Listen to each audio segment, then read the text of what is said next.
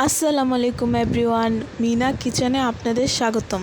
আজকে আমরা আপনাদের সাথে শেয়ার করতে যাচ্ছি ডিমের পান্তুয়া পিঠার রেসিপি। প্রথমে আমাদের এখানে ডিম লাগবে, তাই আমি 3টা বড় বড় সাইজের ডিম নিয়ে নিয়েছি।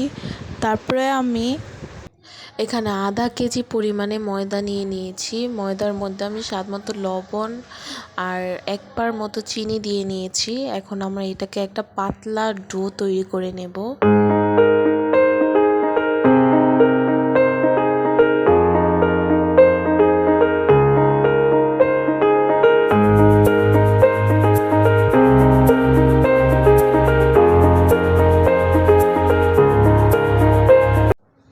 দেখুন, এরকম একটা ডো তৈরি করে নেব আমরা।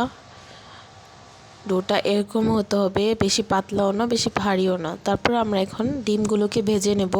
একটা কড়াই গরম করে একটু লবণ দিয়ে আমরা 3টা ডিম এরকমভাবে ভেজে নেব।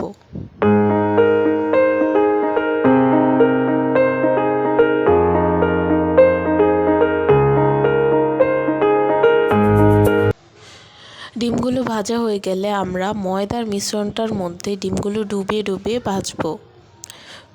গরম তেলে দিতে হবে, আর এরকম ডুবা তেলেই ভাজতে হবে, না হলে পিঠাটা ফুলবে না। এরকমভাবে আমরা ময়দাটার মিশ্রণ যতক্ষণ পর্যন্ত শেষ না হবে ততক্ষণ পর্যন্ত আমরা ডিমগুলো ডুবিয়ে ডুবিয়ে ভাজতে থাকবো।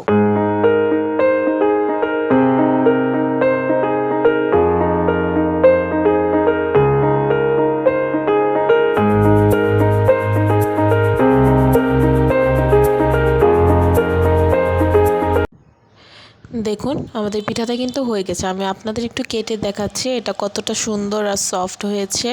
খেতে কিন্তু অনেক মজা, খুব অল্প সময়ে আপনারা এটা বানিয়ে খেতে পারবেন।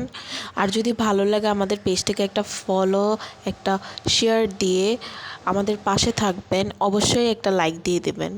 আল্লাহ হাফেজ।